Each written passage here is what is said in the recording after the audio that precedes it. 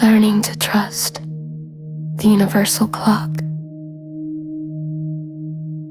The ego clock versus the universal clock.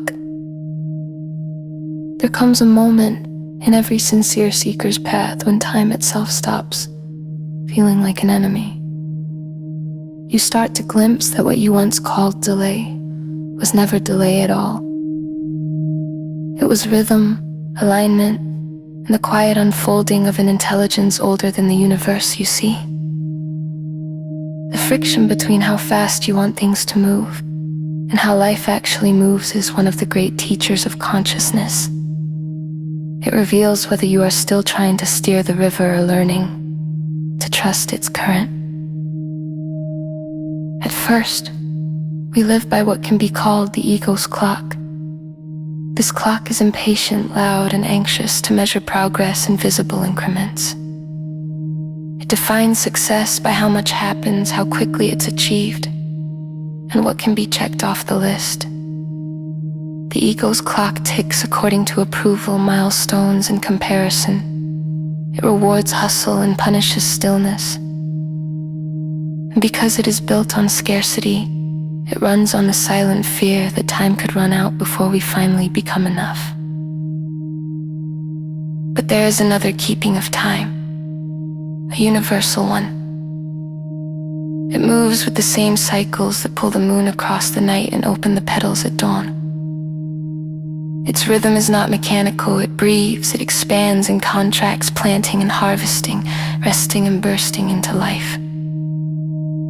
This is the universal clock, the unhurried precision through which consciousness organizes experience. It does not rush the seed because it knows the seed already contains everything required. When you begin to sense this timing, anxiety starts to soften into trust. What once felt late begins to feel right on cue. The trouble is, the two clocks rarely agree. The ego clock insists, now or never. The universal clock whispers, now is always. One measures minutes, the other measures maturity. When you force life to follow the ego's timing, struggle multiplies. Opportunities close, relationships tangle, energy drains. Yet when you fall into step with the universal pace, when you allow yourself to synchronize with how life actually unfolds, effort becomes smoother, decisions clearer, and coincidences appear where doubts once sat.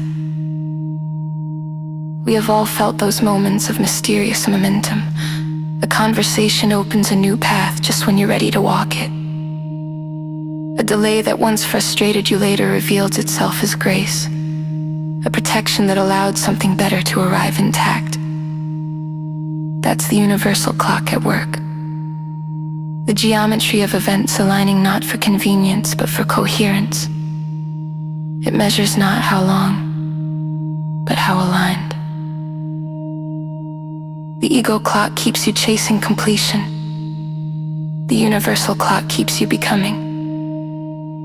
And that difference marks the boundary between mere survival and conscious participation in natural law. Think of a sunrise, you can't make it come faster by willing it. You can sit through the dark, curse the moon, or demand daylight. But dawn will arrive on its own schedule because it must, its rhythm is law. Yet when you trust that law, your energy shifts from forcing light to preparing for it.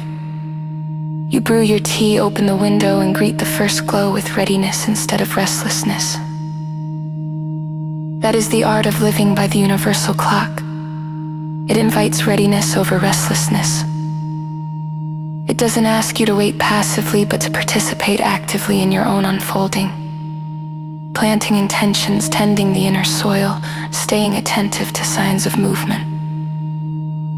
All natural law follows this rhythm of creation. Nothing in the universe skips incubation. Even thought must germinate before it manifests.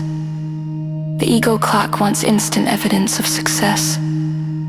The universal clock asks whether the frequency within you now matches what you've asked for. If it doesn't, the delay is not punishment, it's calibration. Life is aligning the outer conditions with your inner vibration so the outcome can sustain itself rather than collapse.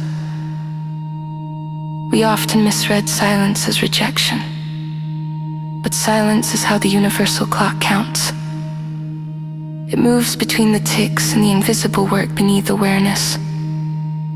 Just because something isn't visible yet doesn't mean it's not becoming. The tree doesn't shout while growing its roots. It simply extends in the dark, trusting the unseen pattern of life to support it. Likewise, when your progress is invisible, it may only mean your roots are deepening. Part of learning to trust the universal clock is realizing that your personal timeline is not the whole equation. The larger rhythm includes other lives, circumstances, and needs you cannot yet perceive. Life synchronizes those threads through laws of resonance and readiness. So when a path feels closed, it may simply be that other elements of the pattern are still being placed. Your role is not to accelerate the pattern, but to stay tuned to it. Alert, responsive, and willing to move the moment the signal changes. Please like and subscribe to Practice Love Media.